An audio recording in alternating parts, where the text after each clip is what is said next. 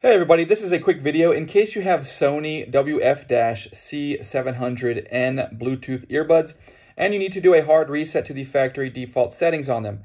Now you might want to do this for one of two reasons. The first one is troubleshooting. If these earbuds are not connecting to Wi-Fi or not syncing to your device, or if they keep disconnecting, or if you're only getting sound out of the left ear or the right ear, a lot of these troubleshooting issues can be fixed with a hard reset. You will need to set them up again, which is kind of the second reason you might want to do this. If you want to set them up on a new device and just have them wipe all of the history off, we can go ahead and do this. It's quite easy. All you need to do is you're going to do this one at a time for each earbud.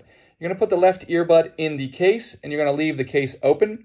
And then with the case open, you're going to come behind and press this reset button and press it and hold it for about 20 seconds. So after about 15 seconds, the little indicator light on the earbud will start to blink orange. You'll just keep holding it until it turns off. Once it turns off, that earbud has been reset.